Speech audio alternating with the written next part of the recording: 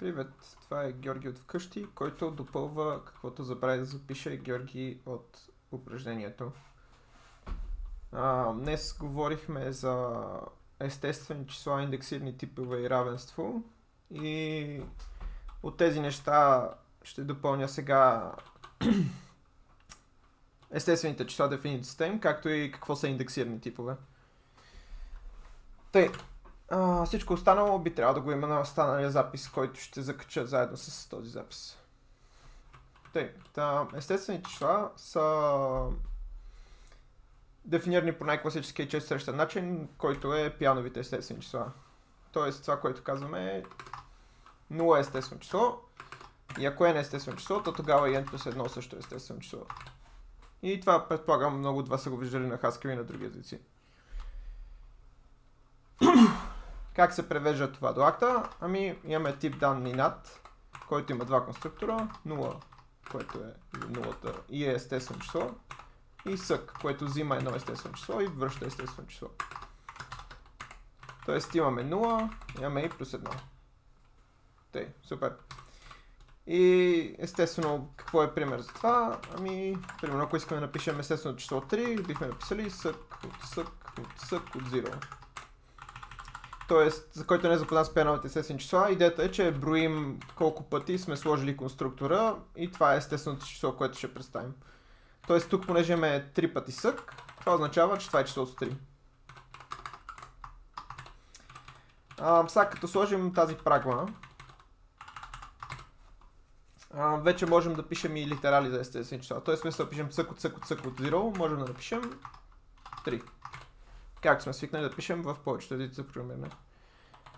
Какво е прагма? Прагма е някакъв по-специален коментар в кода ни, който компилатора на Agda или интерпретатор на Agda третира по по-специален начин, отколкото просто коментар. И това се среща и в други езици, когато имаме някакви коментари, които имат специална семантика за компилаторите. В този случай тази прагма, освен че ни позволява да пишем литерали, например ако махна тази прагма, тази тройка вече ще има грешка. Това, което Agda се оплаква е, не си ми казал кое е да третирам като 0, например.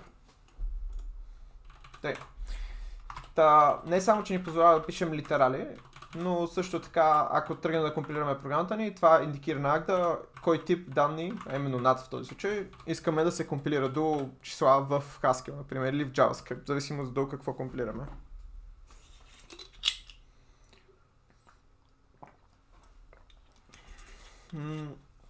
Естествено, нашите естествени числа трябва да са точно от този вид. Тоест не мога да сложа още един конструктор, да кажем мък, който е от над към над, да знам. Защото Agda ще ни се оплаче, че това не пасва на това, каквото тя очаква за естествено число.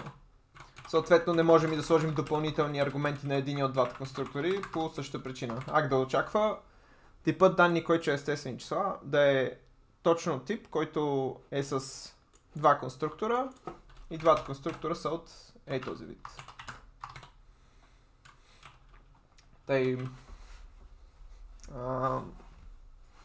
Минавайки нататък, също нещо, което искам да демонстрирам, което е уникално за Agda и като цяло за малко по-богати типови системи,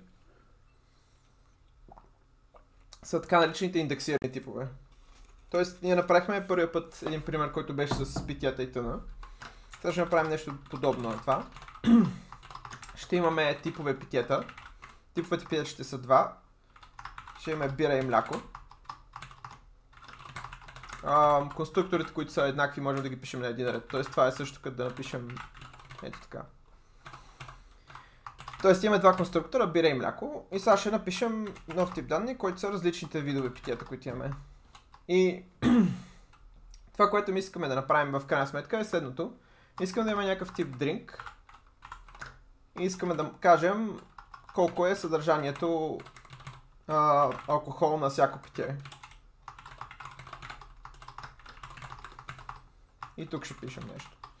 И първото нещо, което ни хрумва да направим е да си кажем, нали, имаме duvel, което е питие.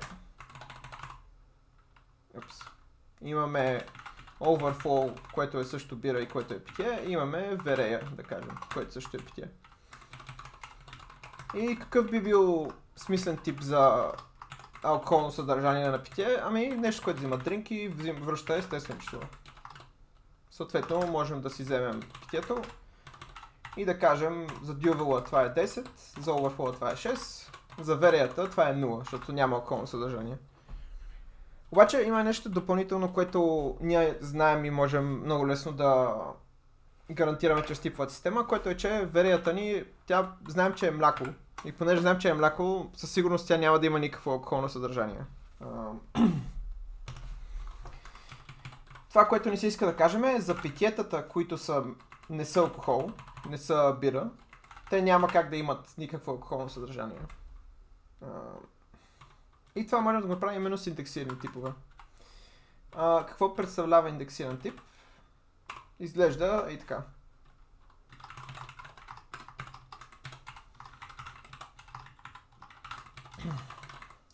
Няма да закоментираме за малко това. Добре, това, което направих сега е, че направих drink да не е просто тип, както drink type е просто тип, ами да е тип, който е индексиран по drink type. Тоест, винаги когато даваме конструктор за drink, трябва да кажем и за кой drink type е този конструктор. Естествено, нищо не ни спира да направим и някой конструктор, който е полиморфен по drink type, но няма да разглеждаме това в този случай. Това има до някъде аналогия с параметризираните типове в Haskell, например, или в други езици. Тоест, примерно, в Haskell знаем за, да кажем, maybe типа, който е параметризиран по A. И това, което ни позволява да правим е, че можем сега да кажем just 5, just A или пък just true. И всички тези неща ще са някакви maybe типове. Тоест това ще е maybe int, това ще е maybe char, това ще е maybe bool. Обаче ние нямаме някакъв начин с maybe-то ни да кажем единия конструктор задължително ще е с един тип, а другия конструктор задължително ще е с друг тип. Което е именно силата, която имат индексите, типовите индекси като това, над типовите параметри. Ако искам да направя параметризиран тип, например drink prim, и тук му сложа типов параметър, както се слага в Agda, сега вече аз ще съм задължен на всичките конструктори този тип параметър да е именно DT. Не мога да го варирам да е нещо друго. Тоест тук трябва задължително да напиша dual_prim, че е drink DT. Не мога тук, не мога тук да кажа drink prim от beer, например. Защото Agda ще ми се оплаче, че това beer нещо не е също като това DT нещо, което е някакъв типов параметър, което именно и казва тук.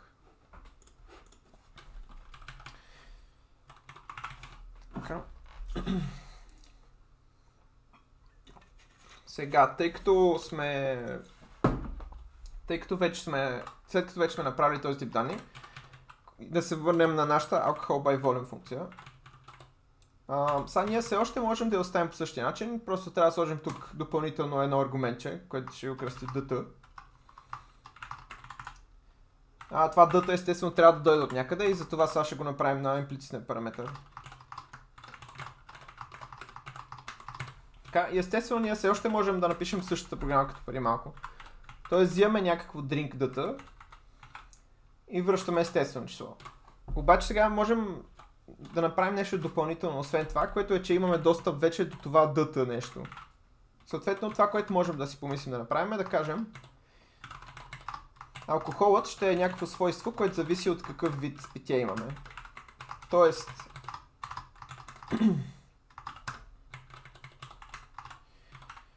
ако имаме бира, тогава алкохолът ще е някаква стойност естествено число. Ако пък имаме алкохол, който е мляко, ние искаме това мляко да няма никакъв алкохол. И първата идея би била да сложим тук zero. Обаче това не работи баш, защото в този момент вече ние не можем въобще да върнем, ако заместим тук в тази функция.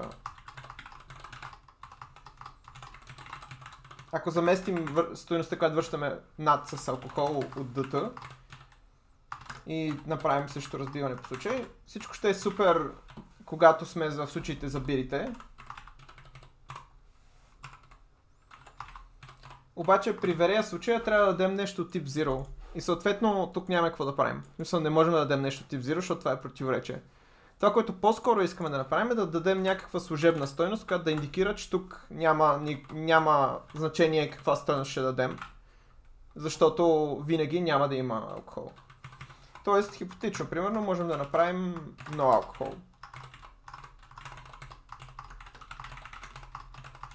Което да е един тип с един конструктор, който просто за нас, за удобство да ни казва няма такъв.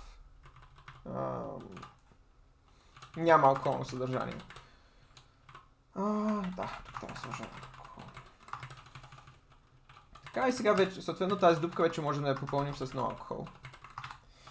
Обаче това е често срещана ситуация, в която искаме да използваме тип, който има само една стойност, затова обикновено вместо това ползваме типа one, който да напомня, че той има само една стойност, която е конструкторът колибки. Съответно, това, което бихме направили е така. И по този начин, в зависимост от какво питие имаме, променяме какво ще е алкохолното ни съдържание. Като може би се струва първо да мина отново малко по-подробно през това, което се случи преди малко. Докато сме в това състояние, дупката ни... Една секунда, че нещо да ми затви. Дупката ни, какво трябва да сложим в нея? Трябва да сложим нещо, което е от вида алкохол ДТ. Обаче в момента ние не знаем какво е алкохол ДТ, защото не знаем в кой от случаите на алкохол сме. Тоест аз ако се опитам да сложа 5, то няма да стане. Защо? Защото над, което е типа на 5, не е също нещо като алкохол ДТ, което е типа на дупката ни. Що не е също нещо? Защото ние не знаем дали това наистина е над, защото не знаем кой от случаите за drink type сме. В момента, в който вместо това разбием по drink, това, което се случва е, че виждаме, че сме всъщност в случая, в който дринкът ни е dual. Понеже ние знаем, че дринкът ни е dual, хикс понеже е dual, а до сега сме имали хикс от тип drink DT, това, което се случва е, че вече научаваме, че dual, понеже е от тип drink beer, това означава, че и хикса ни, който е оригинално от drink DT, всъщност е от drink beer. В момента, в който научим това, се оказва, че DT всъщност е beer.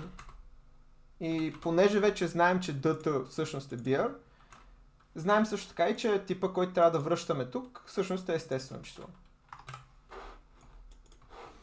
Защото, понеже знаем, че DT е beer, алкохол знае в кой случай да влезе. И съответно вижда, че в този случай трябва да върнем естествено число.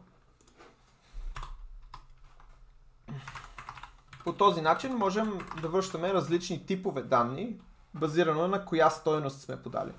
Което между другото са именно и зависимо типове. Тоест този тип е зависим от каквото идва преди него.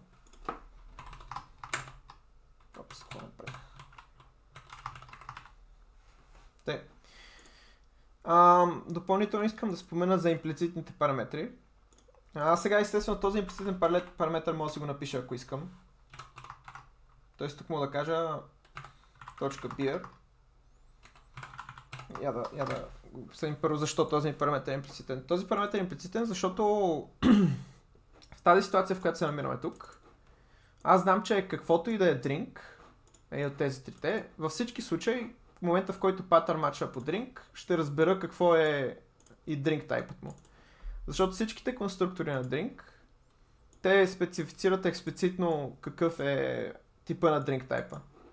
Тоест, мен в някакъв смисъл този drink type ми е излишен, защото аз знам, че стига да гледам дринка, мога да определя drink type. Естествено тази функция може и наобратно да я напишем, което може би е по-смислено. Можеше вместо да гледаме дринковете, можеше да гледаме drink type, като вземем като имплицитен аргументен drink type. С тези къдрави скобки, когато ги оградим някой аргумент, казваме, че искаме да вземем този имплицитен аргумент. Тоест, понеже DT е първият имплицитен аргумент, като сложим къдрави скобки на първа позиция, това взима първият имплицитен аргумент.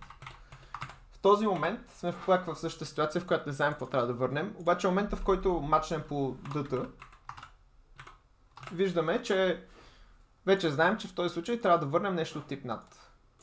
Защо? Защото сме мачвани по beer и вече знаем, че понеже имаме beer, алкохол от beer е над. Съответно тук за milk вече мога да дадем колибки, защото не ни интересува какво е млякото. Каквото и да е млякото, винаги ще връщаме колибки.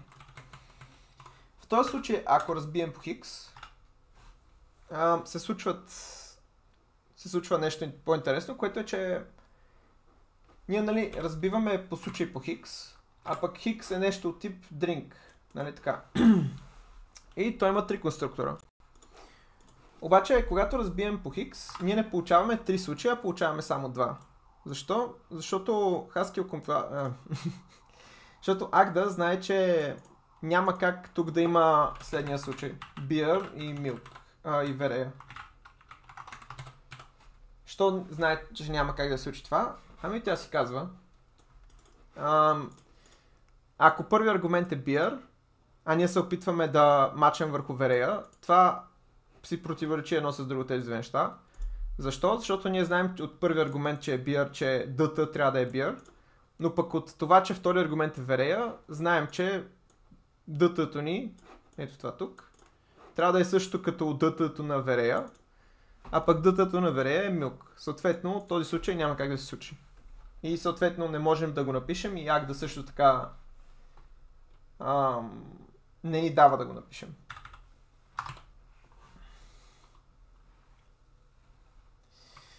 Тъй, супер.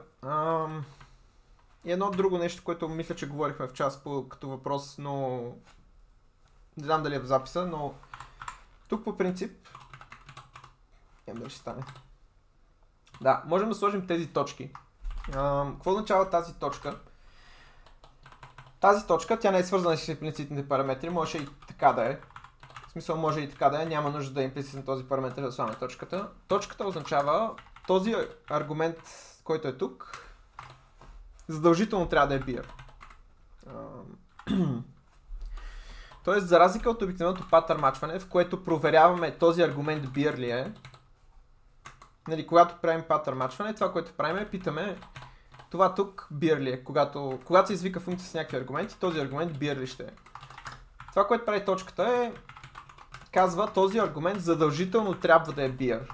И този синтаксис ни е позволено да го ползваме тогава и само тогава, когато стойността на това може да се определи от другите аргументи. Тоест в тази ситуация можем да определим, че това задължително ще е beer, защото знаем, че когато сме мачени на duval, duval е нещо от тип drink data и това тук отляво също е въпросното data, но също така знаем и, че duval самото то, ако видим конструктора, то е от тип drink beer. Съответно, веднага научаваме, че beer задължително трябва, че data задължително трябва да е beer. Съответно и този аргумент задължително трябва да е beer. Ако се опитам да направя същото горе при милка, това няма да стане. Надявам се. Защо?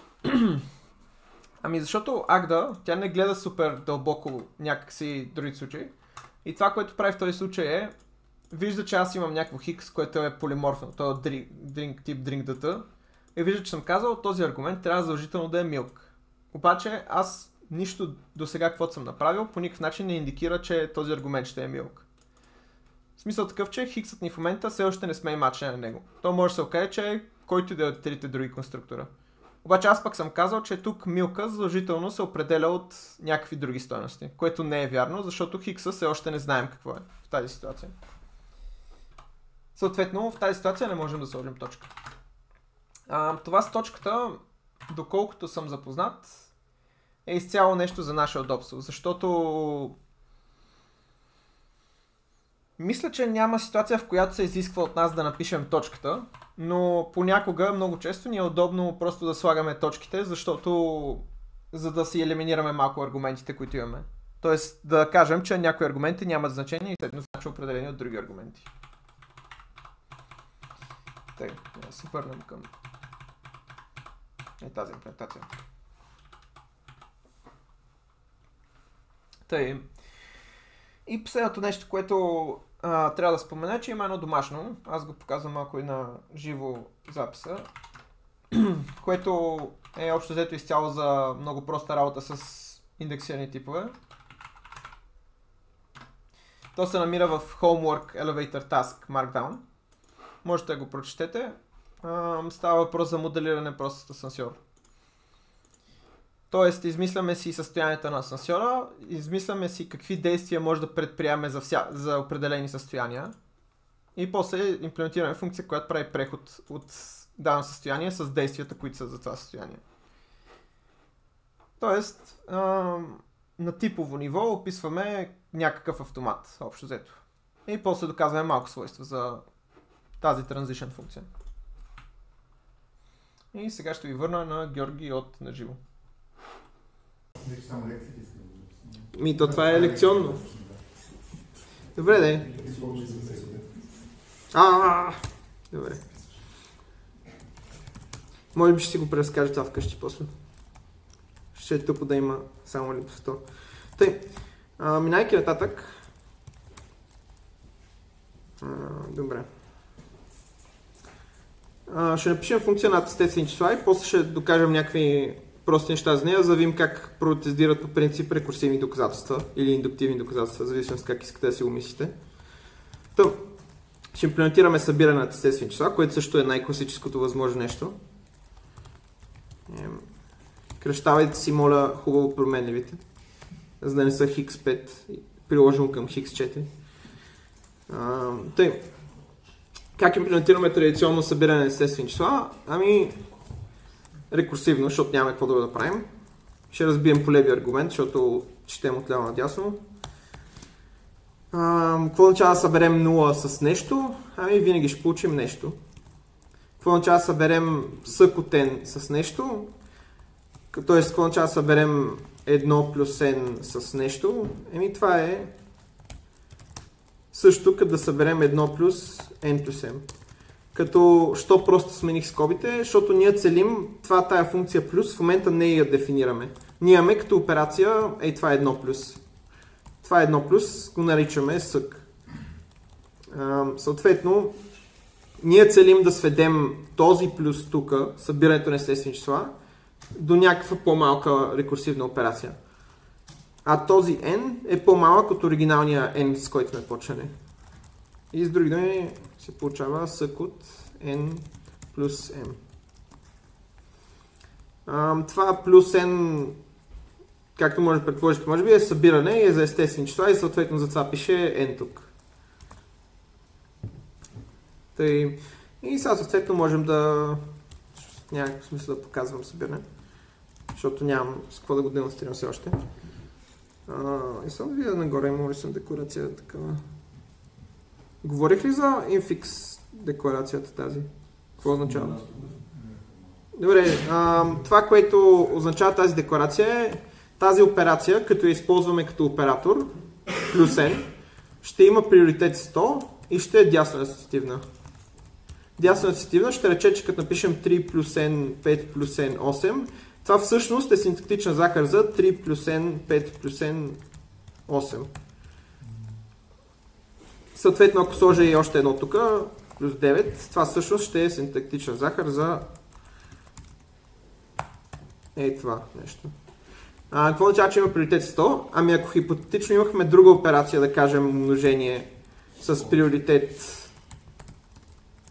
110, тогава умножението ще се свързва по-силно от събирането, защото приоритетът на умножението е по-висок. По-нисък ли казва някой? Глух съм, добре. По-малките числа по-първи? Не мисля, че. По-малките числа се свързват по-слабо. Ако не се лъжа. Да, така е, защото в Haskell доларчето е с приоритет 0, примерно. Така че съм 99% сигурен, че това е вярно, което казвам. Да, окей. Това, което означава, че свързва по-силно е, че ако напишем 3 плюс 5 по 8, това, което всъщност ще означава е 3 плюс 5 по 8. Което е това, което обикновено искаме. Ако вместо това сложим приоритета на умножението да е 90 примерно, което е по-малко от 100, това, което се случи, че този израз долу всъщност ще се скобува така. Което ние приемаме за странно, обаче е напълно валидно и окей нещо, което може да направим, ако искаме. Но обикновено не искаме да правим това, затова ще сложим приоритета му да е, като не дефинираме умножение, ще сложим приоритета му да е по-голям от този на събирането.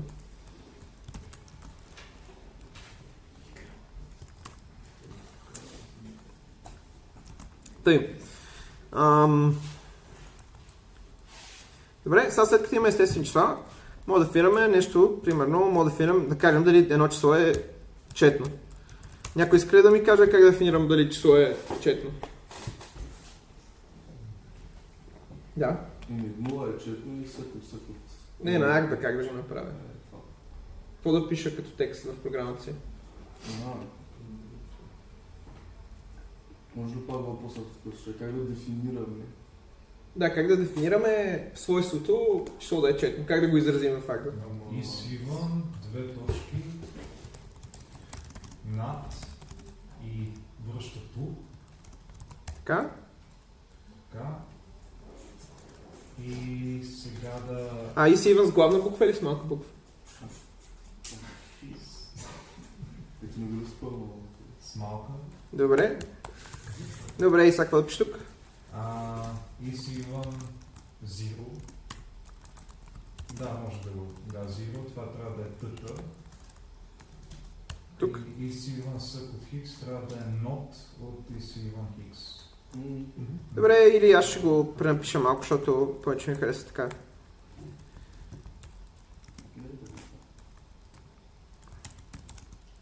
Да, да. Така, сега това, което си дефинирал тук, е програма, която пресмята дали число е четно. Тоест, ти си дефинирал все едно, че нали, на Haskell, да кажем, окей ли е да например с Haskell, не помня дали беше слушал. Дефинирал си в програма, която казва по integer, дали то е четно число. Това е окей и е полезно, но това, което аз искам е свойството дали нещо е четно. Тоест, нали, преди имахме свойството дали две булеви стойности са равни. Тоест, ако имаш to equal от хикс y, това нещо има обитател тогава и само тогава, когато хикс и y са една и съща булева стойност.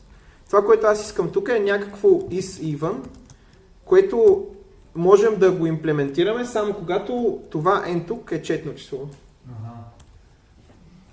Като data може да направим с конструктори.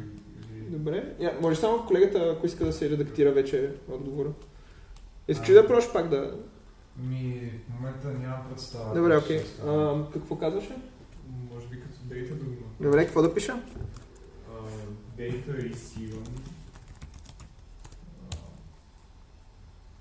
Една секунда. От...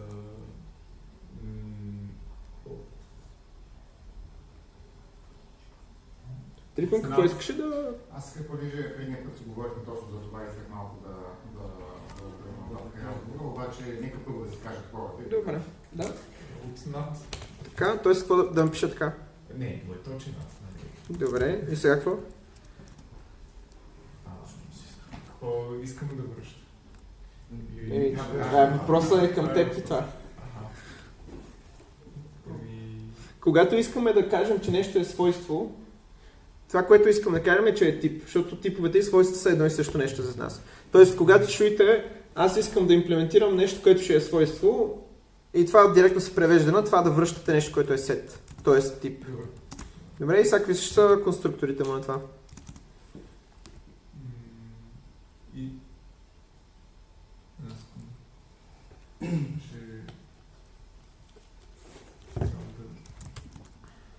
Предния път го правихме това, мислих, за да го правихме също.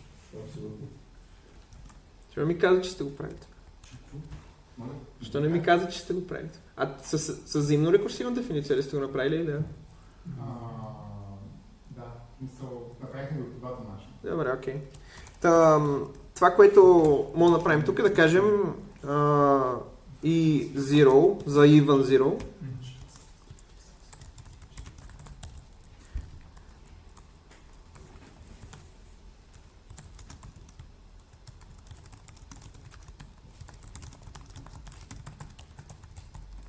Може ли да бъде страничен въпрос?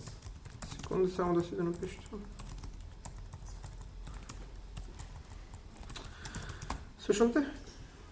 Що казахме, че built-in natural ни дава за синтетична захар на 1, 2, 3 да е просто много се върху Zero. Това работи ли на 8 и 7 реда нагоре вместо Zero и след Zero напишем много и едно? Да, можем и тук да пишем литерали. В смисъл, абсолютно същото. Това също е окей. Но аз често казвам, предпочитам просто си пиша съковете, защото ни показва синтактичната структура, каква е реално. Така как изразихме четност, казахме два конструктора. 0 е четно. Този конструктор това казва. И ако имаме нещо, някакво естествено число, което то е четно, то тогава и като го увеличим с 2, продължава да е четно. И нищо друго не е четно. Така, и аз това, до което иска да стигнем, е, че можем да направим и друго нещо, което е много близо до това, което колегата каза по-рано. Мисля даже я да го направим малко по-забавно, като просто копирам дефиницията. Ще сложа главно тук. Тук ще сложа на print, защото вече има друго изсиван. Това, което можем да кажем е, че ще пресмятаме кога нещо е четно. И сега вместо truth ще сложа 1, вместо false ще сложа 0 и тук ще оставя рекурсивно извикване. Тоест, какво казвам тук? Ами, какво означава число да е четно? Ако числото се окаже, че е 0, то тогава това е тривиално вярно. Това число винаги е четно. Ако числото се окаже, че е 1, то тогава това никога не е вярно. Никога това число не е четно. Ако се окаже, че числото е 2 плюс нещо си, тогава това число е четно, тогава и само тогава, когато нещо си също е четно. Окей? И сега съответно, ако искам да докажа, че 2 е четно,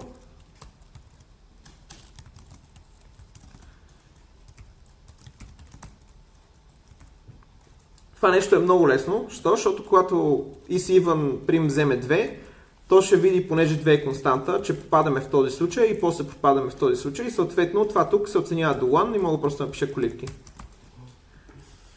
Какво искаш да питаш? Добре. Като връщаме is-even чавка да връща сет, може да кажем, че връща тип,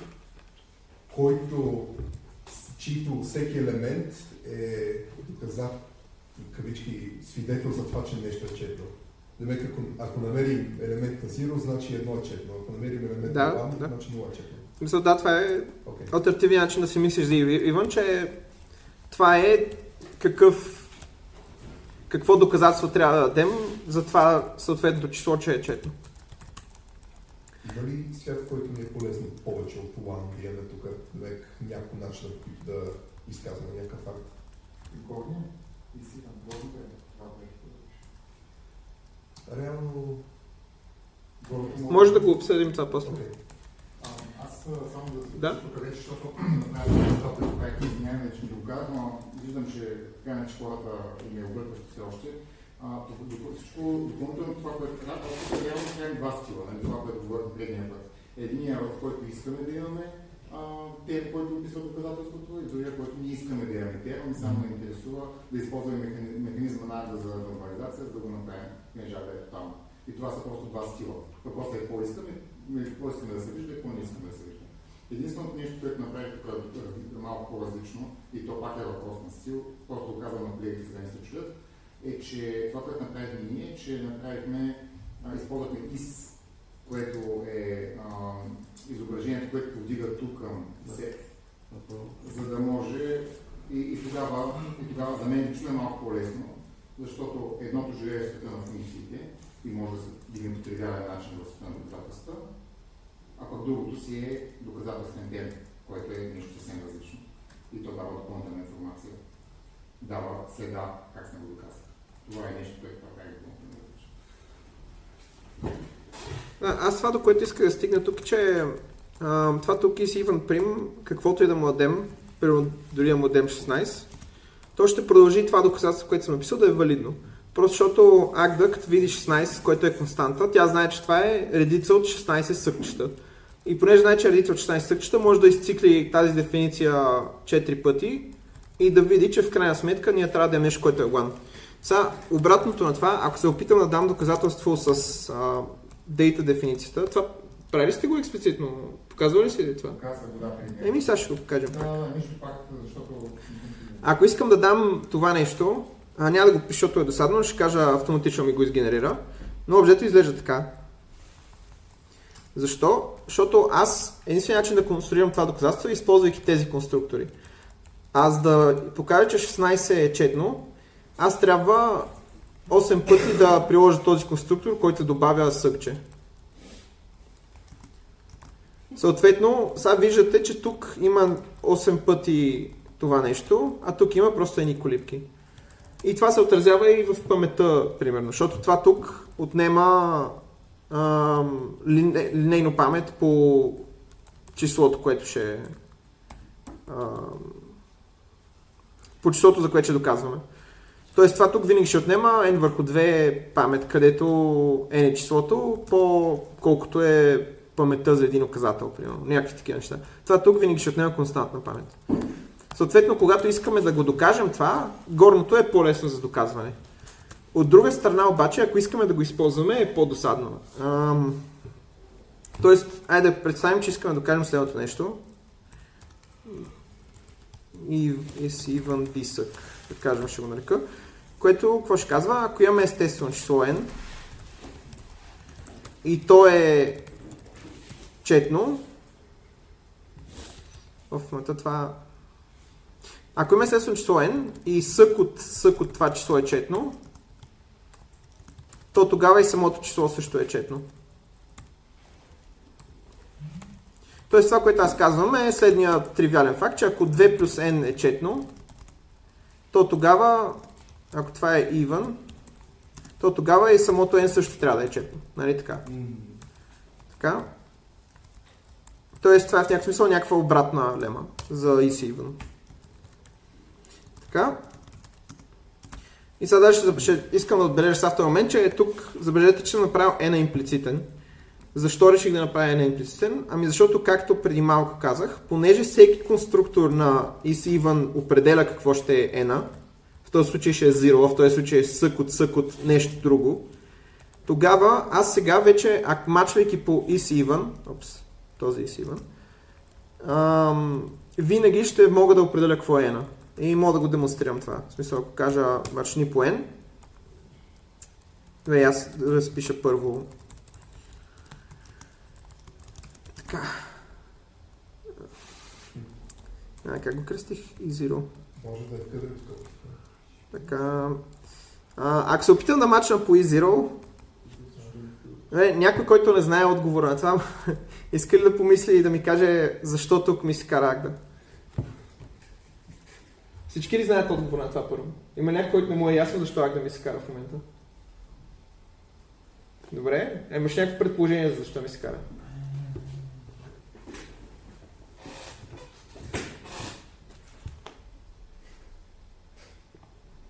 Защото зиро не е сък от нещо. Да. И по-точно, в смисъл, за кое zero говориш? На кой ред? На ред 110.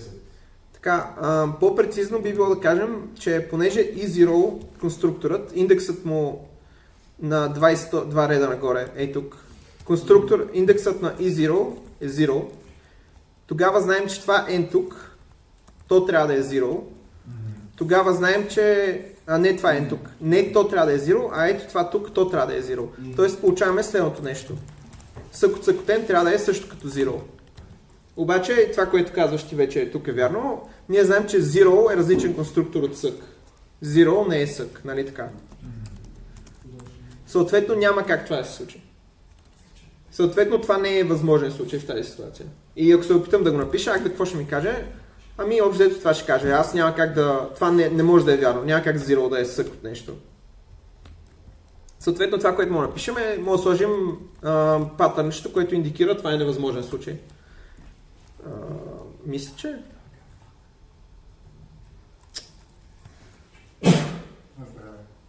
трябва да сложа все пак матч, може би.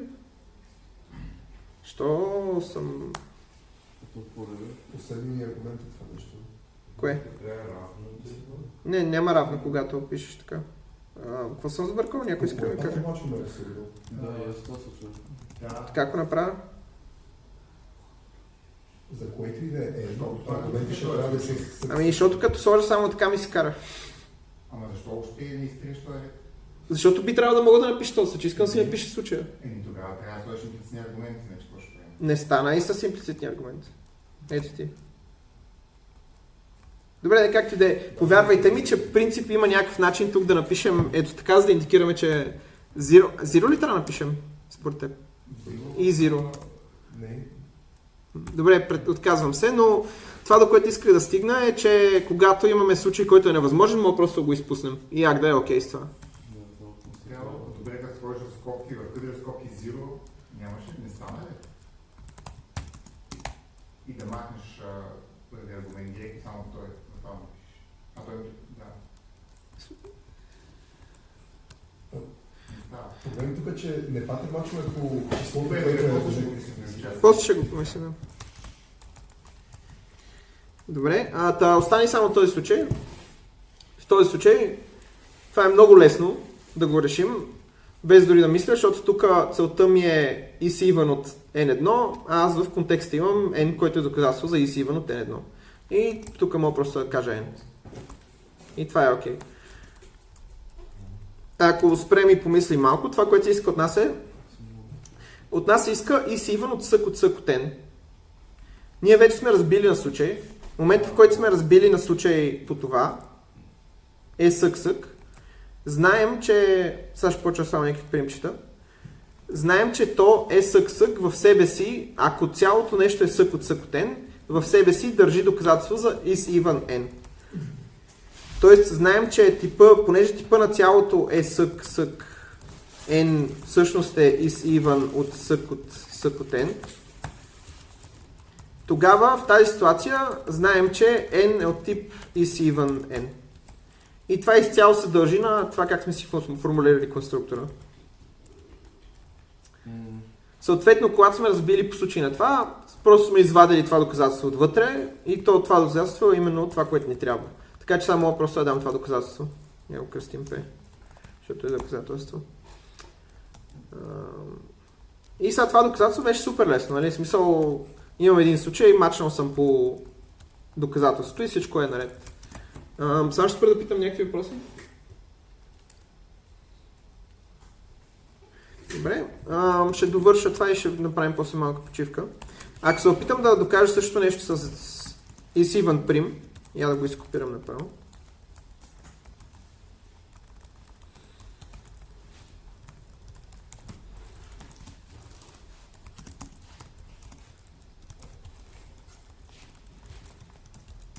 Така. Окей, ето го Хикс. Айде да мачам по Хикс. И не мога да мачам по Хикс. Какво казва? Cannot split an argument of non-data type. Това, което Агда ни казва тук е, ти ако искаш да мачаш по нещо, трябва да знаеш, че той е тип данни. И то тип данни, който е декориран и така, data. Какъв е проблема на Агда? Що не ми дава да мачна по Хикс? Ако погледнем тук is even prim, то всеки случай е някакъв тип данни. В смисъл 1 и 0, всички случаи това е някакъв тип данни. Проблема е, че Агда в момента не знае кое от тези два случая е. Защото ние да знаем кое от тези два случая е, трябва да знаем до какво се оценява is even prim от сък от n. Само че той не е някаква променлива. Съответно, понеже n е променлива, то не може да сметне до какво ще стигне. Това е единственото, което може да сметне, е, че тук всъщност седи нещо, което е от тип is even prim от n. Това, което би трябвало да направим тук, по принцип, би било нещо сорта на да вземем този имплицитен n аргумент.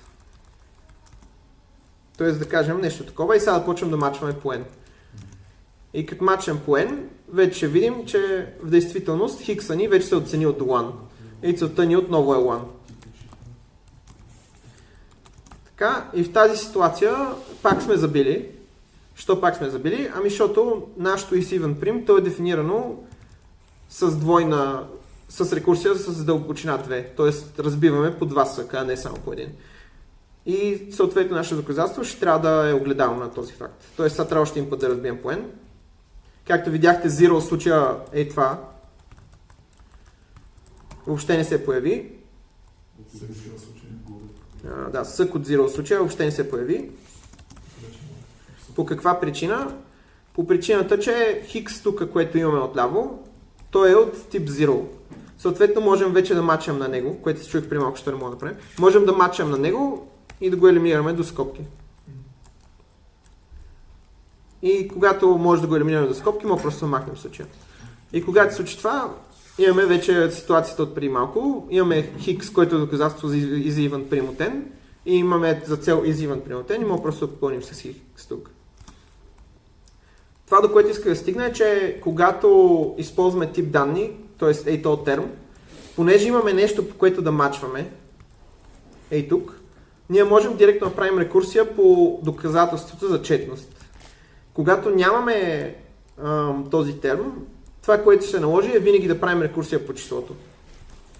И извода от тази цялата работа е, че когато искаме да докажем някакво свойство, да е дефинирано по този начин чрез функция, без термове, е по-лесно за доказване. Обаче ако искаме после да използваме това свойство за нещо друго, е по-лесно да го дефинираме с тип данни.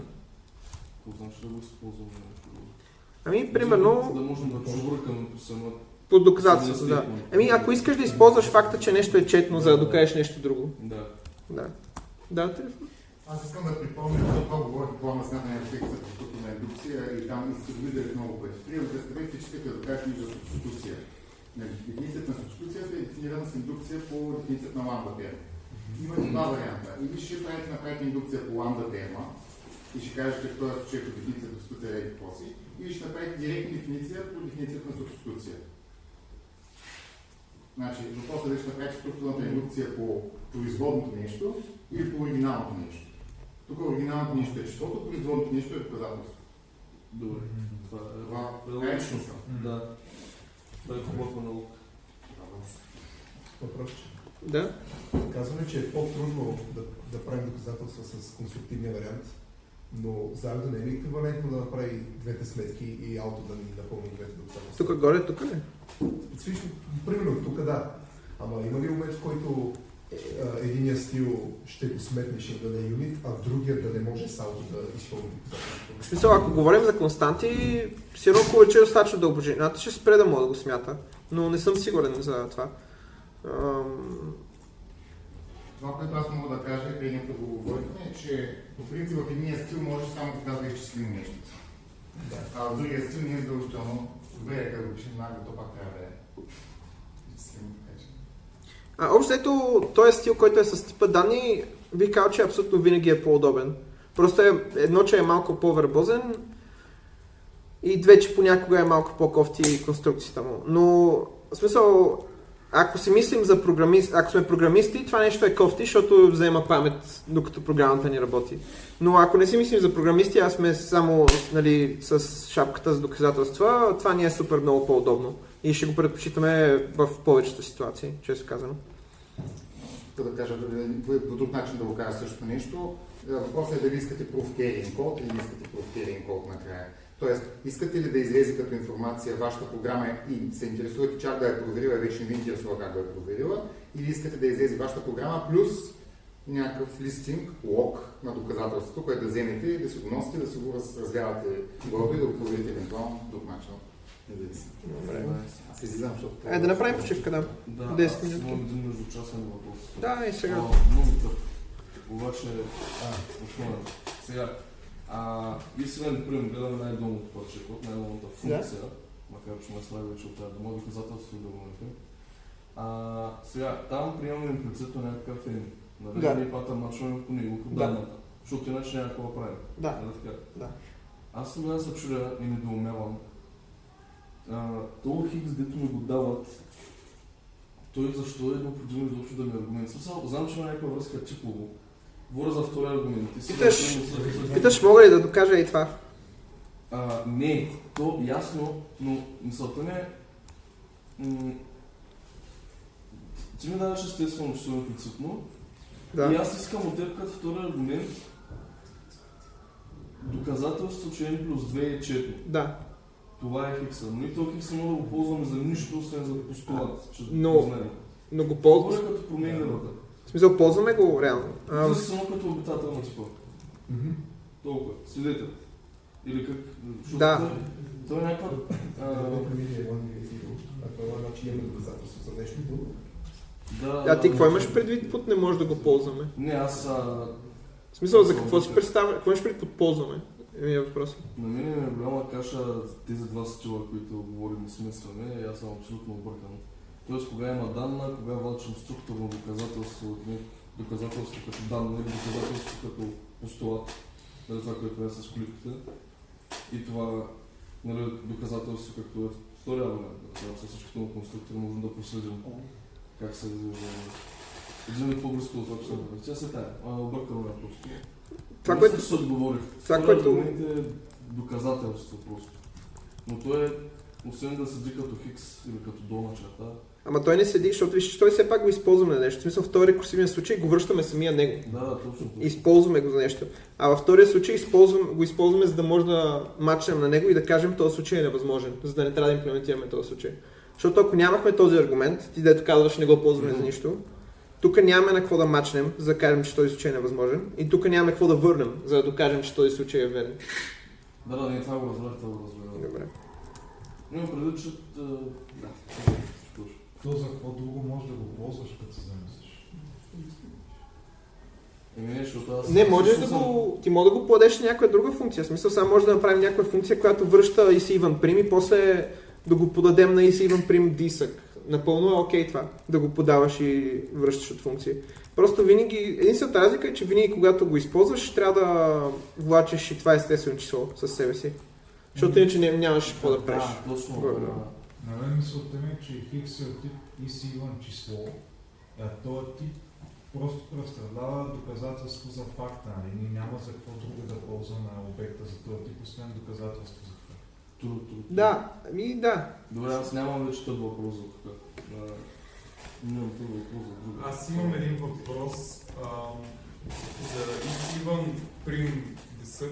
Защо е нужно да е имплицитен аргумента? Не може ли експлицитен може? Да е? Нали, без това разбираме. Аз го направих нарочно имплицитен, за да си проличи, че това е по-досадно от другото. В смисъл направил така, за да прилича първо на другото повече. И после да видим, че ни се налага да мача. Ако това беше реална функция, която пишех, вероятно ще да го направя експлицитен за тази функция, а с другата ще да го ставя имплицитен. Окей. Добре.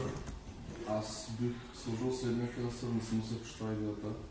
Че тук казваш, това е имплицитно нещо, което ще не участва в съждението, но по същество това, което е доказано, че ако е позначително, значи е че... Това е по същество, което е доказано, обаче не можем да го докажем без да гледаме числото, за което говорим. Това е нещо като да кажеш за каквото и да е число, ако 2 плюс това число е четно, то това число също е четно.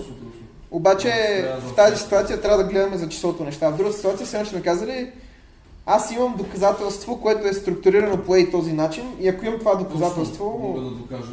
Да. Аз за това се представях, ще го правим имплицитно. Защото това в самото доказателство някъде там живее някакво много. В главния случай да знаеш, че 2 са нечетно, означава, че аз знам, че 2 са нечетно, защото е нечетно. И това мога да ти отдам. А в другия начин, който се казва, аз знам, че това е вярно. И ти паралелно с него конструираш, за да си стигнал, че това е вярно, трябва да си дошъл от тук. И на ръка правиш същите патърмачове. Да, между другото, искам да отбележа нещо, което ние, в смисъл това, че тук магически имам доказателството, не означава, че самото n изчезва. То това n реално тук си седи в конструктора. В смисъл в конструктора съм скрил някакъв n. Той реално тук си седи в действителност като допълнителен аргумент на този конструктор. Аз като го сложа имплицитен, той просто се скрива и не е нужно да го пиша. Но в действителност, в това доказателство, не само, че съм написал много изсъкове, но също тук има и много числа. В смисъл, тук ако сложа едно въпросително и помоля Агда да го пълни, това ще видите числото 14. Тук ако сложа въпросително и го помоля Агда да го пълни, ще видите, че това също е числото 12, примерно. Тоест, не само, че държим доказателството като терм, но държим и 8 на брой числа, като термове. Тук. Да, паметта се едно, че. Това сега ще го има още един път след малко, като говорим за равенство. Ние реално в момента с имплементирането на дисъковете изкарахме някакво следствие от доказателството, което имахме с просто EC1. Говориш за ето това тук. Или за двете? И за двата дисъка. Добре, те са тривиални следствия от EC1 доказателствата и ние реално Все едно, ако пишехме математическо доказателство, написали сме доказателството EC1 и EC1'. Ние сме описали сме какво означава нещо да е четно, като напишем EC1. Сега сме казали, дефинираме какво означава нещо да е четно. Да. Нещо е четно, когато бла бла бла бла. Да, и съответно става тривиално следствие това, което е написано в EC1 десък. Да. EC1 десък какво ни казва, ако M+2 е четно и е нечетно, нали? Да. Да. Да. Ама само по себе си без доказателство EC1, това ще е безполезно. Тоест ти казваш, че ако ние нямаме доказателство за нещо, че е четно, няма как да използваме това нещо. Според мен да. Да, това е вярно. Ти ако нямаш аргументи за функция, не можеш да извикаш функцията. В смисъл, ако имам събиране на естествени числа, нали? За да използвам това събиране, трябва да имам две естествени числа. Да. Абсолютно също. Искам да кажа, че това, което ти кажеш е правилно и е хубаво да си мислиш, и аз казвам, хубаво да си мислиш, че това е просто функция. Ти за да използваш това доказателство, той като е функция, ти трябва някакъв аргумент за да го извикаш. Тоест, това, което може да си мислим това тук, понеже този факт сам по себе си не е супер интересен, нали, някакъв тривиален факт, това по-скоро е някаква лемичка, която в някакъв момент може да ни е полезна. Може някъде да ни се наложи да покажем, че ако 2 плюс е нечетно, то е нечетно. Колкото и смешно да ви звучи, че може да се наложим да го кажем, реално е нещо, което като го пишете на лист хартия, просто не го казвате, че е така. Защото е очевидно вярно, че е така. Да? Защо не успяхме да правим абсурд патърн горе? Защото никъде не ми се наложи да патърн машин по зиро. Няма нужда да патърн матч по зиро. Трябва да имаш конструктор, който индексите му са невъзможни да патърн. Добре, чай да си покажа с какво говоря. Да, сега дума заради индексите стигаме до нещо, което няма елементи. Да. В смисъл, ако направя и така. Въпросът е, че... Така да. И сега тук мога да... В смисъл, аз ти предполагам, че сега като направя така, ще стане това. Добре. Значи, ако напишем EC1 10 от къдрави скоби SUC1, така е SUC0, въпросителна, и там рамно въпросителна, трябва да го плесне да се сега, така ли? И то в мен това е функция, като за начало, така че трябва да взема още един аргумент. Нека. Добре, сега трябва да кажа, че му мача по хикса.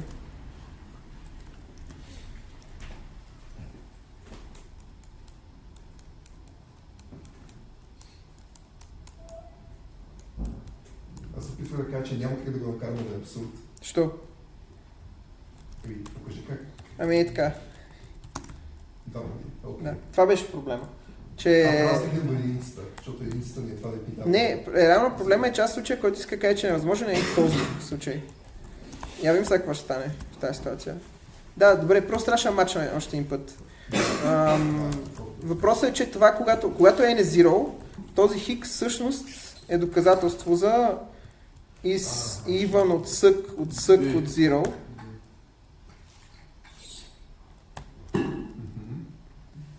Така, което означава, че ако мача на хикс, това ще е сък от хикс прим, където хикс прим е доказателство за is even 0. Чай да видим какво ще стане. Всъщност, не разбирам и аз баш още, но всъщност. Така, и сега какво имаме тук? Имаме хикс, което е доказателство за... Така. Проблема е, че ако трябва да мачнем за 2 плюс каквото и да винаги мога да мачваме с втория конструктор. Трябва да стигнем или до 1 или до 0, да, за да може при нулата да патим мачна нещо, а при едното да докажете, че няма конструктор за едно. Да, добре, значи това е грешният случай, който разглеждам. Това тук се покрива от другия случай. Тоест аз все пак трябваше да разгледам другия случай. И то реално това, което попадаме е в този случай. Но да, това беше проблема. Че забравихме да мачнем един път по това. Какво ми се кажеш? Какво съм сбъркал? Въпросително като аргумент. Да.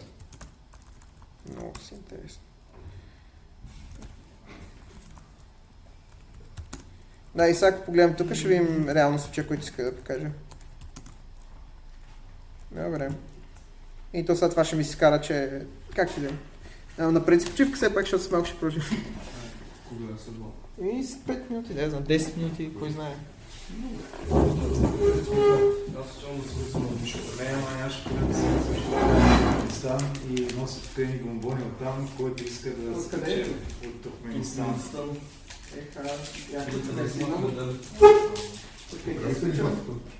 Поздравихте ли? Поздравите ми, да. Къде ти е случило? С вечера... Узбекистан. Нещо такова. Имам и от Туркменистан, ама съм се... Практика да се трябва да пуши в ясно. Най-вероятно отишъл при портиера. Дали? Сигурно. Да, ще се видя какво ми е. Кой препоръчваш? Който и да е. Златния медал, носиш ли го да флексиш? Да. Така ми е слушай всеки нас да ти го целуем, ще съм смешен. Изглежда от пуши от модра.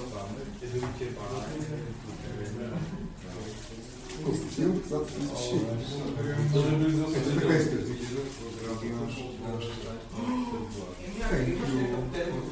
който си го ползва, Я кажи, как беше там, разбрах, че всичко било бяло. Какво означава всичко да е бяло? Града е направен малко. Значи, тъй като се откриват, че имат много част от цената. Продава една част, където е ходил мрамор, за да направи цялата столица от мрамор. И след като направил право, го е казано как колите загрозяват столицата и е казал, не всичките коли трябва да са бели, иначе няма да се движат в столицата. И естествено, както може би се подразбираше, че той е някакъв пълен диктатор. Навсякъде има негови снимки, огромни плакати и забранено да снимаш там, където има негова снимка. На закриването на състезанието казаха, ако не беше президент, това състезание най-вероятно нямаше да се състои. Благодарим адски много за неговите големи сили, които положията няма дори не чува за състезанието. Той между няма ли някаква статуя на кучици в центъра на... Не знам дали неговото, ама те там имат някаква алабай, алабай, нещо, което първо се гордеят с тях. И това е един от националните символи. А царя, те да не царя, владетеля, е голям фен на конете и навсякъде има някакви конски статуи. Там колко са мисюлмани, ако изобщо... Това е доминантната религия. Нямаше да правим това, може би е добра идея. Жени без бурки, видя ли? Ама не са нищо забавно. Това е тривиално. Нямат интернет, там имат Туркменнет, който е цензурирана версия на интернет и първо нямаш социални медии. Ние си комуникирахме по имейла там, защото нямахме друга опция. Обаче, ако се казва... Но това може би е добра идея. Очевидно ти За да го направим. Няма ще не даде това. И затова ги карат да се закълнат в Корана, че няма да ползват VPN. Добре.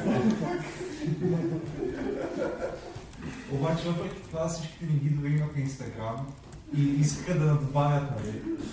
Редовно си постват в Инстаграм, ползват си VPN. Как беше храната, яде ли нещо да ти... Човек от Слава сигурно чеки програма. Там ядахме в столовата на университета и беше много гадна храна. Човек е си ял и... Ми почти не ядахме, ядах от необходимост. И почти не спахме човек, защото още първата вечер ние пристигаме. Значи тръгнахме от България 4 следобед, пристигнахме в общака 6 сутринта, 5:30 сутринта и там посрещнах някакъв гид и ни вика, guys, 8:30 breakfast. А ние сме там 6 часа, яката мъж да спим супер добре, сме и му обясняваме, не, нали, ще пропуснем закуска, какво толкова вика, no possible. Трябва да дойдете задължително. Защото са дошли отидете на закуска. Не, след един час правя, нали, освежихме се. И после директно след закуската пак ходим на спим за обяд на будят, отивам на обяд. Първият ден беше розе, ама пък беше супер забавно. Гидовете на мъческа никъде по-насъмни. Това няма ми яде сега патърмачи по него. Да. Да не заразим нещо местно с населението. Айде, че Шиони от запада. защото на публични места е забранено, но въпреки това почти всички високо поставени деца пушеха и се криеха в котелното на университета да пушат.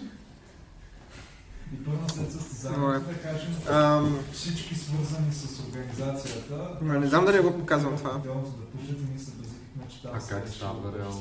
Как да го докажа? Да. Добре, аз разбрали какво направих до сега?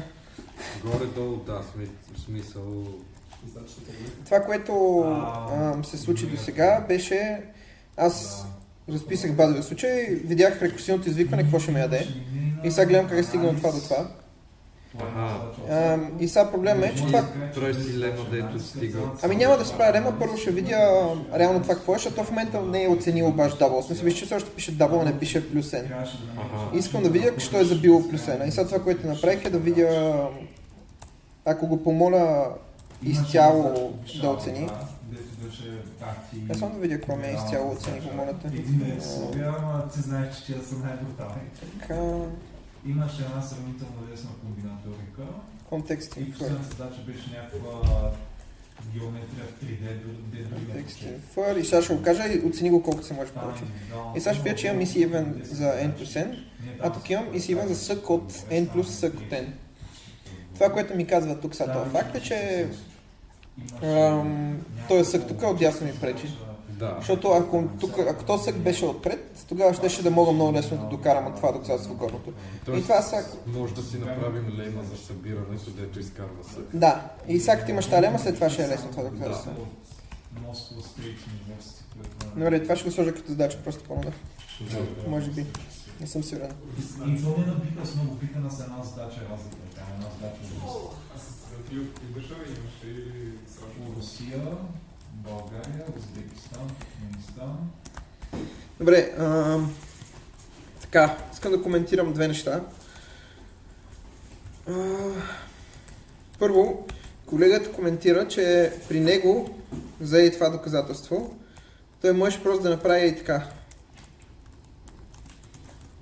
И истината е, че може просто да направим така. Обаче исках да ви покажа в общия случай как стават нещата. В този случай можеш просто да направим така, защото тази лема е от такова естество, че... Я да го погледнем само бързо. Така. Какво се случва в тази ситуация? Първо, то си личи веднага от контекста, че можем просто да сложим хикса там, защото хикс е от същия тип, който ни е целта. Така че мога просто да сложим хикса, без да мислим въобще за това. Но защо се случва това изначално? Защо мога да сложим хикс там? Защото момент, в който вземем хикс, който е от тип is even prim от сък от n, ами то нашето is even prim е дефинирано, има случай, в който казва, ако нещо е сък от хикс, то това е също като is even prim от просто хикс. Тоест, Агда в този случай автоматично ще сметне, че това хикс всъщност типа му е is even от n. Съответно, тя автоматично ще направи сметката тук. И в действителност е вярно, че в този случай, за това доказателство, този вариант, който е без терма, той също е по-удобен тук. Но в общия случай не е по-удобно, защото повечето леми не са такива, в които може да пресметнем автоматично нещото. Нещо допълнително, което ме питах през началото, което мисля, че е удобно да го разгледаме някъде бързо. Колегата ме пита, сега ще направим естествено функция, която се казва double, която взима едно число и го събира със себе си. И ще докажем, че тази функция винаги връща естествено. Ето, чекно число. Нали? И айде да се опитаме да го направим това. Защото искам да ви демонстрирам как реално се правят доказателства и това е хубав пример според мен. Първо имаме n. Нямаме много какво да правим, защото за да видим EC even, трябва да видим в кой случай падаме. Ще разбием по n. Разбихме по n. Какво се случи в първия случай? Ми трябва да покажем, че EC even от double от 0 че double от 0 е четно. Ако всъщност нормализираме това изцяло, ще видим, че това, което трябва да докажем е EC even от 0. Или с други думи, това знаем как го направим, това е просто конструктора. Има само един конструктор на EC even, който го пасва в този случай, това е E0, който е точно каквото ни трябва. В този случай това, което се е случило, трябва да докажем EC even от double от сък от n. Обаче отново това не е баш истината, защото то double всъщност е дефинирано директно чрез плюс n. За да процедираме по-напред в тази ситуация, трябва да разберем защо Агда е забила някъде, защо не можем... Какво ни трябва за да продължим. И първото нещо, което е хубаво да направим в тази ситуация, е да видим рекурсивното извикване, какъв му е типа. Тоест това, което винаги правя първо тук е да напиша следното. Double is even от n, което е рекурсивното извикване и да сравня типа на това, което е рекурсивното извикване, това тук долу, с типа на това, което ми трябва на мен. И виждам, че моето рекурсивно извикване ще ми даде доказателство, че double от n, по-малкото n, е четно, ми трябва доказателство, че W от S от N е четно. Сега тук малко пак съм забил и вместо да мисля много, ще кажа, я ми нормализира изцяло и ми покажи какво всъщност се случва. Така, какво също се случва? Аз имам доказателство, че N плюс N е четно. Ми трябва доказателство, че какво е четно? 1 плюс N плюс 1 плюс N. Тоест, трябва да докажа следното нещо. Четно ли е това число? 1 плюс N плюс 1 плюс N. И нали, това очевидно е четно, защото аз като изместя 1 плюс отпред и другото 1 плюс отпред, ще стане N плюс N. И то тия двете са 2 плюс нещо си, и то това N плюс N знам от рекурсивното извикване, че е четно. Ей го тук. И знам, че като събера с 2, то също е четно. И това би било окей, само дето има една стъпка, която я направих много имплицитно и бързо тук на лист хартия. Дали са равни първия и втория ред. Още едно реч има там. Просто да докажем, че плюс е симетрично и да обърнем n и 1 плюс n. Симетрично. Вече... това, което направих тук е, че допуснах, че плюса е асоциативен и комутативен. Защото за да стигна от този ред до този ред, това, което всъщност трябва да направя, изглежда така. Ако сложа всичките скоби. Това тук е равно на 1 плюс n плюс...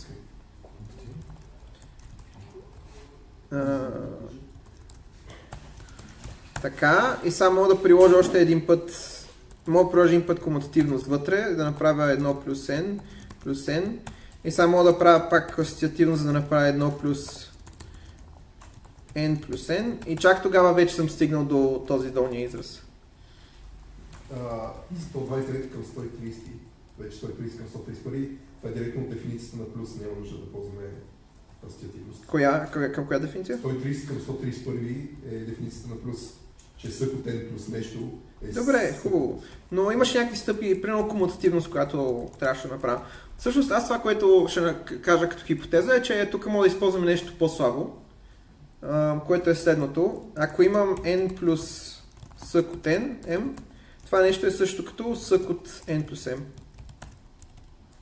Тоест, това, което казвам тук като лема е, че мога да изкарвам съка, ако съка е отдясно на плюса, мога да го изкарвам отпред. Което ще докажем след малко. И може и после ще се върнем, за да решим и тази задача. Така. Сега. Ще пропусна малко тази част, защото ни свършва времето. Но това, което иска да кажа, че сега можем, ако искаме да доказвам някакви свойства за събирането, като например това свойство тук. Виждате тук едно равно по средата, което е малко под въпрос какво е това равно, защото не сме дефинирали също нещо такова. Може да се напишем, както имахме to equal, да напишем not equal, което да изглежда по този начин. Кога са равни две естествени числа?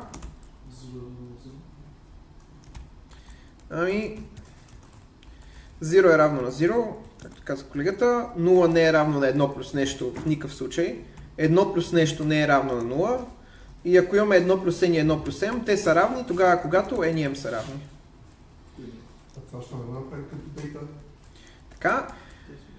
Съответно можем да го направим и като тип данни, ако искаме. В смисъл нищо не спира да направим data not equal, where и тук бла бла бла бла бла надолу. Обаче това цялото нещо става малко досадно, защото сега за всеки тип различен трябва да пишем ново равенство. И за всяко отделно равенство ще трябва да доказваме някакви нови свойства. Това, което мога да направим е да се изхитрим по един начин и да напишем едно равенство, де ще работи за всякакви неща. И сега ще напишем въпросното равенство. Ще го нарека оператор равенство. И аз само да му сложа инфиксната декларация. Може да малко ще дойде. Така. И то ще е малко по-сложен тип данни от тези, които сме виждали сега. Първо имаме някакъв тип А имплицитен. Това е типа, за който ще дефинираме равенството. После... Не, добре, я да го направим по простия начин. Така. Понеже равенството е бинарен оператор и искаме да е свойство между елементите на този тип, трябва да вземем два индекса. И какво ще кажем? Някой иска да ми каже кога две неща са равни? Отговор е когато са едно и също нещо. Тоест, ако имаме някаква стойност от типа А, то тогава тя е равна на себе си. О, имплицитно, да, Не, няма да го правим имплицитно обаче. Кой е рефъл? Рефъл, имаш предвид за какво е съкратено или какво е? За рефлексив, защото това е свойство, че равенството е рефлексивно. Тоест, каква е дефиницията на нашата релация равенство? Защото тук, като сме дефинирали индексиран тип с два индекса, също сме казали, това е релация между тези две неща. Кога две неща от този тип са равни? Ами тогава и само тогава, когато са едно и също нещо.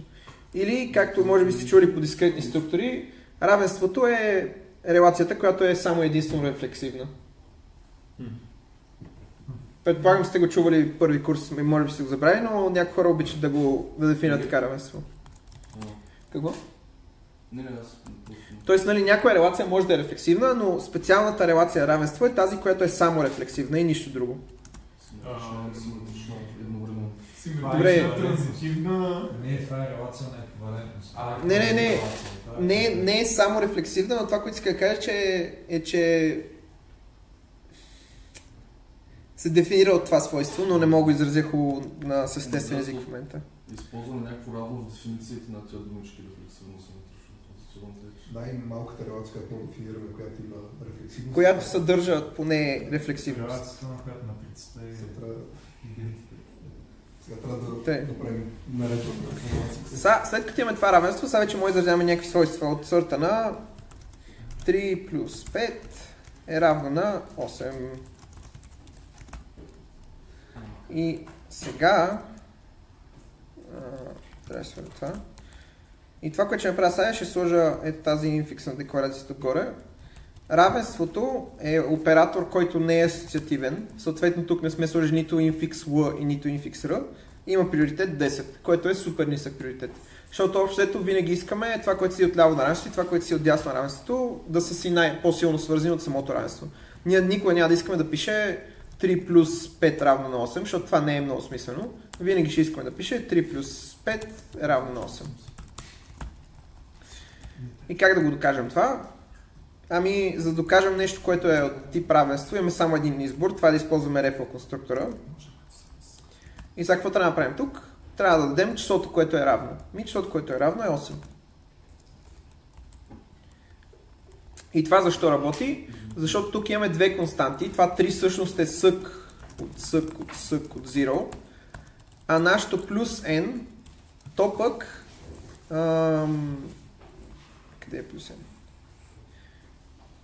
То пък е дефинирано винаги, когато имаш сък и когато имаш 0, така че Агда просто може да сметне това нещо. И да види, че в действителност сък 3 плюс 5 е равно 8. И не е нужно да правим нищо. Така.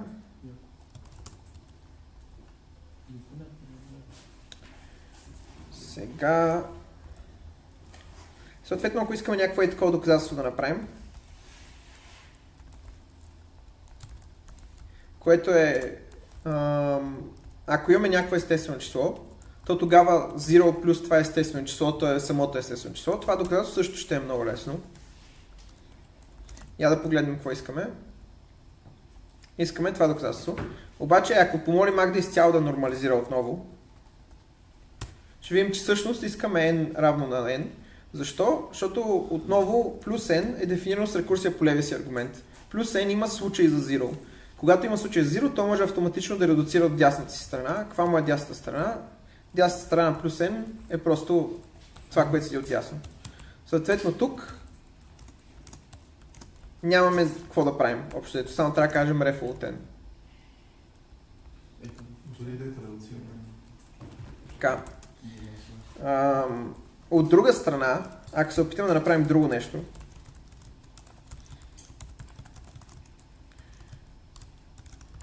което да кажем, че нулата е неутрален елемент на плюс n отдясно, това вече тук ще трябва минимален труд да положим. Тъй, я видим какво става. Какво да правим тук? Общо нямаме какво да мислим какво да правим, защото освен да разбием по n нямаме много избор. И така или иначе бихме разбили по n. Защо? Защото за да докажем, че n е равно на нещо си друго, трябва да видим какво е това отляво. Ама това отляво е някаква сметка, която в момента не е сметната. за да я сметнем, трябва да видим плюс n как се смята. Плюс n се смята, като видим левия аргумент какъв е. Съответно, за да продължим с нашето доказателство, трябва да видим какъв е левия аргумент, за да може плюс n да се сметне. И това е нещо, което искам да ви набия в главата, че абсолютно винаги във факта трябва да намерите това, кое е нещо, което трябва да се сметне. В този случай нещото, което трябва да се сметне е това плюс n. И за да го сметнете, трябва да патърн мачнете. Патърн мачкам по това и вече в този случай то автоматично ще се сметне, че 0 плюс 0 е 0. И тук му просто кажем рефъл 0. В този случай имаме, нали, трябва да кажем, че съкотен плюс 0 е равно на съкотен, или ако го нормализираме това, всъщност трябва да кажем, че съкот n плюс 0 е равно на съкотен. И сега тук вече мога почнем си чешем главата и да мислим, докато не си спомним, че ние също си имплементираме рекурсивна програма и съответно имаме право да направим рекурсивно извикване. Или ако говорихме на лист хартия, ще кажем, че имаме право да направим индукционна хипотеза да използваме. И да видим какво е реално. Какво направих тук? Написах си рекурсивното извикване отново и искам да видя какъв му е типа, за да ми помогне малко да помисля. Окей, какъв му е типа на рекурсивното извикване? n плюс 0 е равно на n. Това е също като това, което имам отгоре. И даже дясната му страна е също като дясната страна на това, което имам отгоре. С други думи, ако мога някакси на това равенство от двете му страни да сложа по едно съкче, ще съм готов. В смисъл, ако тук сложа сък отвън на това и отвън на това, ще съм готов. И аз знам интуитивно, че би трябвало да мога да сложа сък, защото знам, че ако имам някакво число, което е равно на друго число, ако им сложа и на двете плюс едно, пак ще се продължат да са равни, нали така? И не само, че... Да, сега ще го коментирам това. Първо искам да паузирам, защото аз това го изкарах много на турбо. Имате някой, който е тотално объркан, има въпроси, нещо такова? До тук.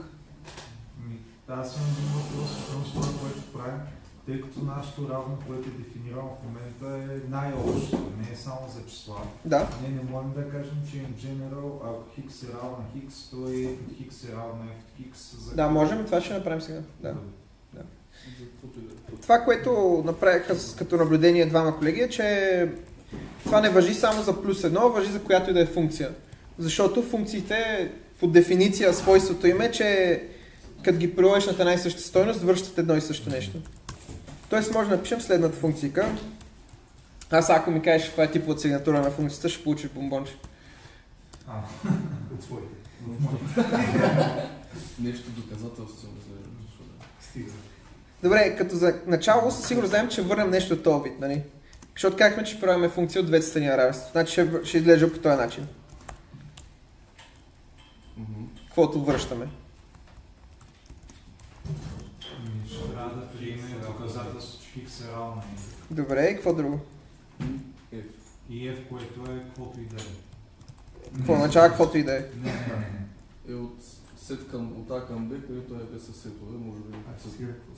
Добре. F със сигурност трябва да е функция, понеже ще го прилагаме. На какви аргументи е функция? Ами понеже го прилагаме върху X и върху Y, трябва да е от какъвто е типа на X y. Какъв е типа на X y? Ами какъвто и да е. Да. Добре. Така, и ще си взема имплицитно X и Y, понеже аз знам, че няма смисъл да са експлицитни. Така, и сме готови. Не сме готови, защото не сме попълнили това въпросително.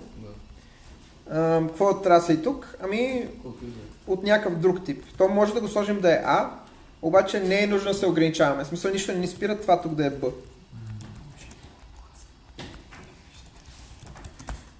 И им сега какво сме сбъркали, изпускахме една стрелкичка тук.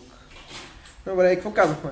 За каквито да са два типа, ако имаме две стойности от първия тип и функция, която взима неща от първия тип към втория тип, ако тези две стойности са равни, тогава и ще са равни след като им провериш функцията върху тях. Добре, как да го докажем това? Аз рефо. Стига с това рефо. Това ми е любимото. Като почва студентите да казват с рефо. Защото е разбирам го напълно, просто ми е някакси Не е магическо устройство, което решава всички проблеми.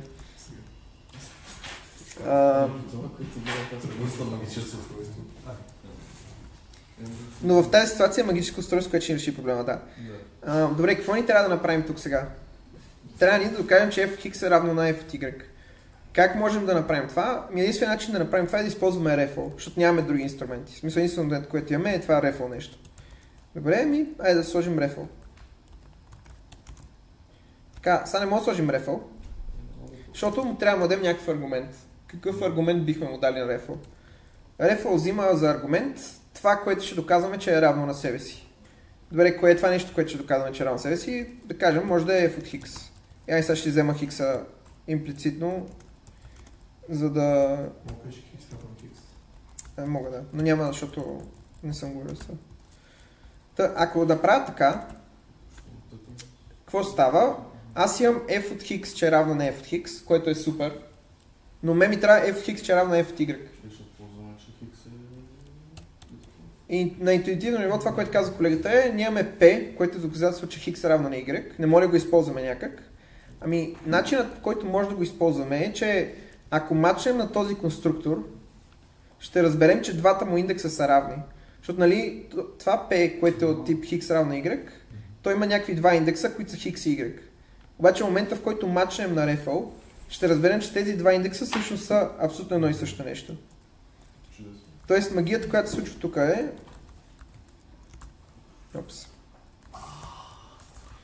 Магията, която се случва тук е, ако мачна на P, изведнъж това, което се случи е, вече няма XY, вече има само X. И искам много силно да наблегна на факта, че това се случва, защото в момента, в който видим, имаме първоначално P X равно Y, в момента, в който видим, че P всъщност е REFL от нещо, REFL от X в този случай, веднага разбираме, че X е равно на X. И от тези две неща извеждаме, че Y трябва задължително да е равно на X и няма избор какво друго да е. И това ни позволява, сега тук просто напишем REFL от F от X. Въпроси? Какво е точка X? Точка X казва, че това задължително е X и няма какво друго да е. Когато другия аргумент вече е X, мога да сложа точка, за да кажа това задължително ще е същото нещо като другото нещо. Но... Ами ти си свързал две различни променливи, които и двете се казват X, което не можеш да го правиш. Защото е вляво на равно. Не можеш да свързваш, мисля, че... Или едната ще шадълне другата. Но... Изглежда можеш, но едната шадълва другата, така че не е това, което искаш. Не, ще има доказателство. Кадровите скоби с долъчета какво обхващат? Кадровите скоби с долъчета казват, аз ще си взема имплицитния аргумент и ще го игнорирам. И това го правя, защото тук имам всъщност 4 имплицитни аргумента и ми трябва третия, който е хикса. Тук е напишено кадрови скоби хикс, няма се хване хикса. Ще се хване атом. Да, това, което каза колегата по-рано е, че можем вместо това да кажем има друг синтаксис, който е хикс равно на хикс. Тоест, вземи променливата отгоре, която съм кръстил хикс и я кръсти тук хикс. И ще стане също нещо. Обаче не исках да го споменам сега. Така и сега има един въпрос. Кой от вас знае какво е унификация?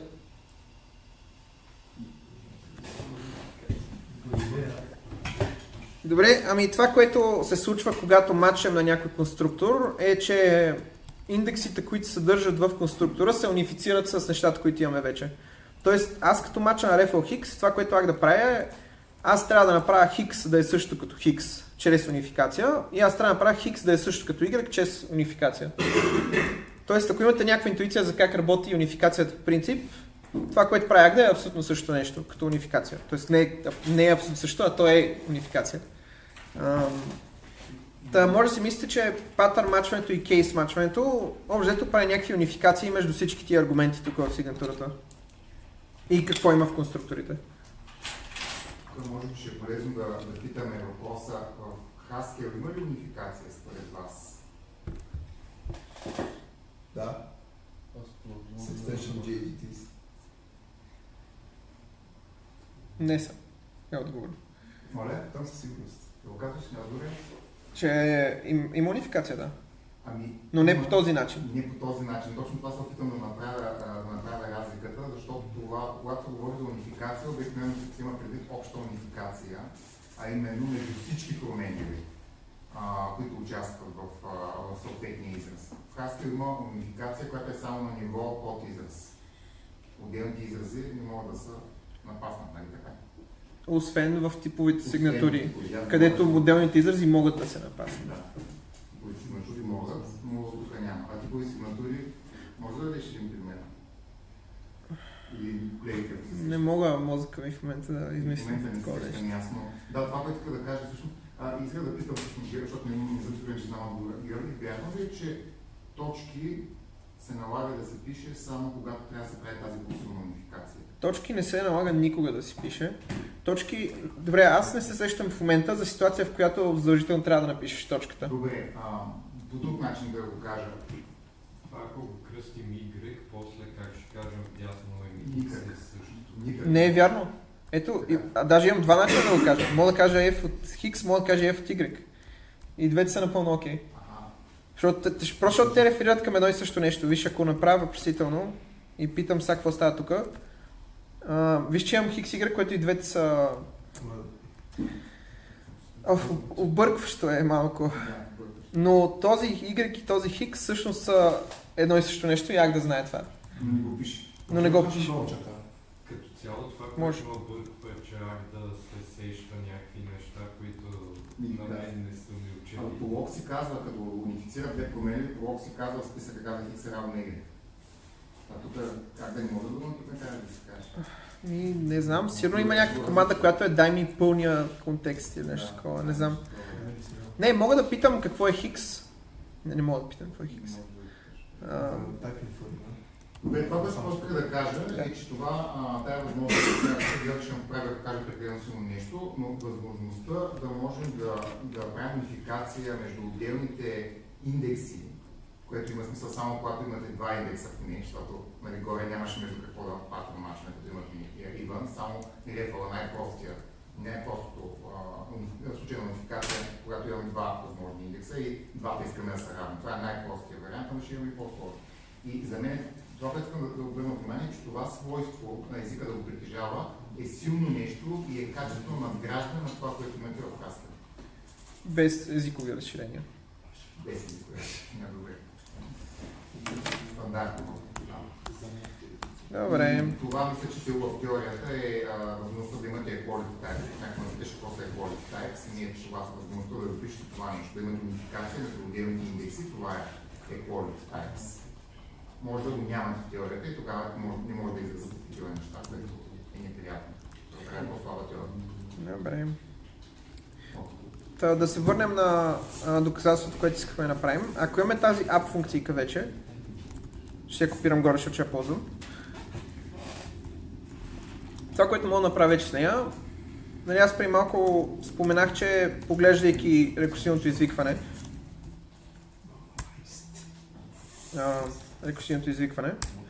виждам, че реално то рекурсивното извикване е почти това, което ми трябва, просто трябва да сложа съкчета отпред. Аз вече имам функцията, която слага съкчета отпред, така че единственото, което ми остава е да извикам app с правилни аргументи, което ще го направя, като сложа app в дупката и кажа, моля те, refine ми това. Което на VS Code е Ctrl-C, Ctrl-R, мисля, че. Така, като го рефайна, то ще ми каже, окей, ето ти две дупки, попълни ги. Защото app има два експлицитни аргумента. Какви са двете неща, които ще сложа? Ами аз исках да сложа сък отпред, значи функцията, която ще прилагам, със сигурност е сък. Ето я тук. Другата дупка трябваше да сложа равенство за вътрешните неща. И даже ако погледна целта на дупката, тя ще се ми каже каква точно е целта, това, което ме интересува. И в този момент вече мога да питам отново какво е рекурсивното извикване. Ами ето го. Ами това е точно каквото ми трябва в дупката. И мога просто да кажа, пробвай да го попълниш. И то в действителност ще стане. Написахме... така. Обърках се колко са думи. Тоест, това доказателство в някакъв смисъл е... Ами сложи сък на рекурсивното извикване. И всичко е наред. И доказахме, че 1 плюс 0, n плюс 0 е n. Така.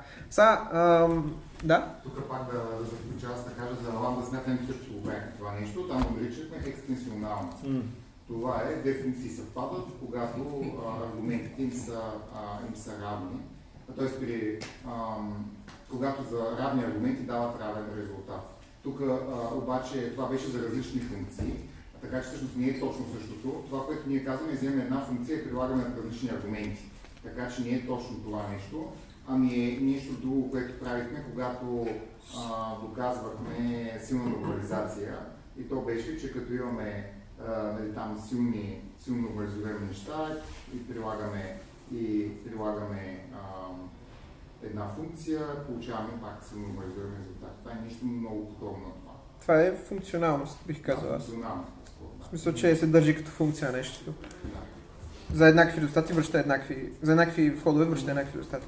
Да, значи ако тук пише ако f е равно на g, то тогава f е равно на g от x, това ще е екстенсионалност. Ако функциите варираха, ако аргумент беше фиксиран, тогава обратно. Аргументи варират, функцията е фиксирана. Нали? Да. Не, екстенсионалност е когато имаш за всички аргументи, ако функцията връща един същ резултат, от това да дадеш, че функциите са равни. И това да се Да. Тоест трябва и за всяка. Екстенсионалност е следното нещо. Ако имаш хикс, ако това свойство. Ако имаш това свойство, от него да следва, че това е екстенсионалност. Да, точно така. Това е също тогава и само тогава, обаче в дясната посока е тривиално. Това е... Няма се обърках само. Колегата искаше да пита нещо? Добре, окей. Тъй, добре, ще продължа още малко, надявам се да мога да порешим малко за че накрая, че доста се замотахме сякаш. Това, което ще направя, ще въведа операторна форма на app, защото се оказва удобно да имаме операторната форма. И ще я кръсти по забавен начин.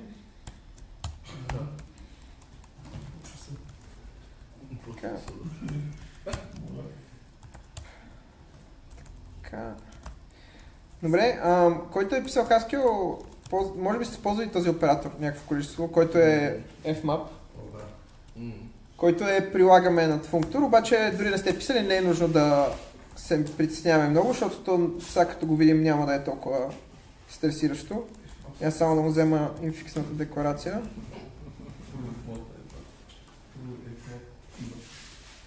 Това трябва да е infixer, не знам, че съм го сложил infixвал.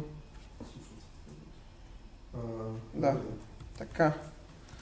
Така, това му е инфиксната декларация, която означава, че ако напиша fg хаш някакво равенство, това всъщност е f от g от хаш от p. Така. И за какво ни е полезно това? И вместо да пишем app-сък нещо си, му кажем сък приложено над плюс n rate 0.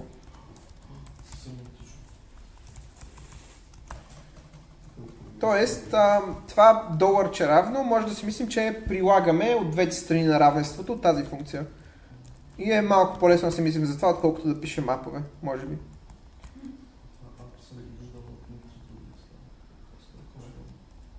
Тъй, ще свикнете, предполагам, с това да го ползвате. Тъй, сега искам да спомена някои неща, които съм въвел и после мога да ходим да решаваме някакви задачи. Първо има един в Tool, ако не се лъжа. Не е в Tool. В Zero, ако не се лъжа. Съм въведел един типов синоним, който се казва not, който взима A и връща функция от A към 0. Тоест, нали, говорихме, че A към 0 е отрицанието на A едноче. Тоест, A не е вярно. Not просто ни позволява някакъв подобен начин да говорим за това. Вместо да пишем от A към 0 към нещо си друго тук, т.е. вместо да казваме ако A не е вярно, то нещо си, може да напишем not A. И е малко по-лесно за четене сякаш. Така. И ще въведа може би тогава и различно от хикс различно от y, когато не е вярно, че хикс е равно на y. Хикс set хикс Сет. Това вярно ли е? Добре, и както виждате, това е буквално просто отрицанието на равенство на хикс и y. Така. И още една функция, която съм си заложил да я имплементирам аз, но често казвам, мисля, че няма нужда много подробно да говорим за нея. Това е свойство, че равенството е симетрично. За какъвто и да е тип, за каквито и да е два обитателя на този тип, ако хикс е равно на y, то y също е равно на хикс. Как да го докажем това? Ами, понеже имаме равенство и нямаме нищо друго, както преди малко доказахме up функцията, така мога да докажем и това твърдение. Ние искаме да покажем, че... Чайте, само да го кръста това хубаво. Ние искам да покажем, че y е равно на хикс, а има някакво p, което казва, че хикс е равно на y. Единствено нещо, което мога да направим е да мачем на p. И в момента, в който мачем на p, ще видим, че всъщност хикс и y в крайна сметка не са две различни неща, а са едно и също нещо. Отново, защото конструкторът носи тази информация. И съответно, сега като имам този хикс, който съм мачил на него, сега мога да кажа тук рефъл от въпросния хикс. И сега, ако някъде ви се наложи да докажете, че хикс е равно на y, може да използвате тази лема. Така. Яве нещо друго трябва ли да правим? Не. Добре. Сега ще кача този файл и може да почнете да решавате задачки. Само секунда.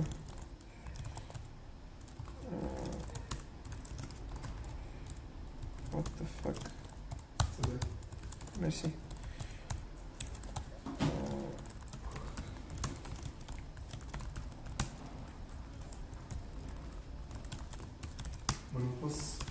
Секунда. Не мога да... Сега ще отговоря. Добре, пушнах и може да си го дръпнете и да почнете да решавате задачи. Тихо, предполагам ви казвам миналия път за това с разкоментирането. Това, което им казах е, че си не са коментар надолу. Да, това е. Да. Добре, какво е? Quality list, който прави е rewrite.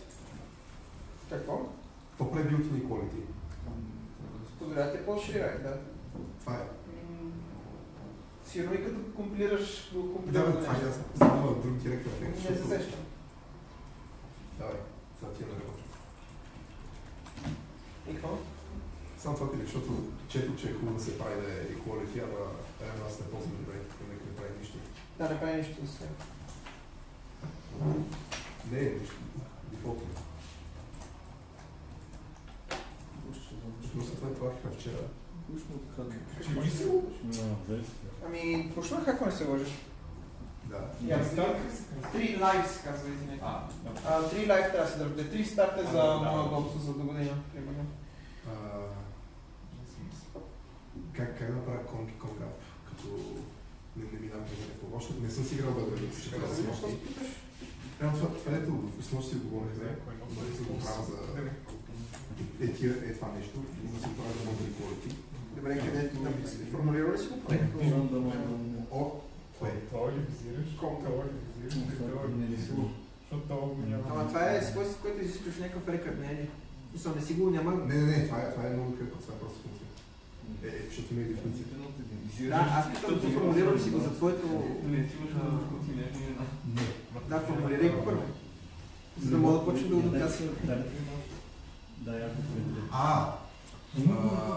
Напиши типовата му сигнатура и остави въпросително за равно. Това искам да кажа. Окей, тогава ще видим в... Това корбреш си някакъв програм? Не, трябва да забрави къде.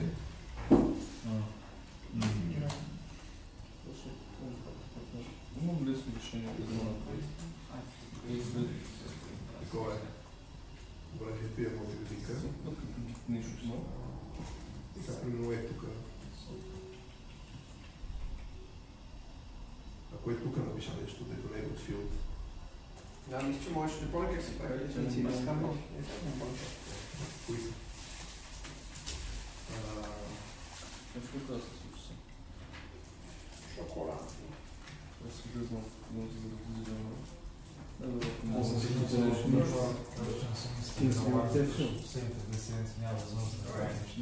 Ако имаш някакви твърдения, мога да пишеш. За сега единственото ми за мен, че нямам достатъчно Да, това е за драйва и трябва за пореден път да избирам по-гъвкиста, че да намерям. Абсолютно, нищо, нищо не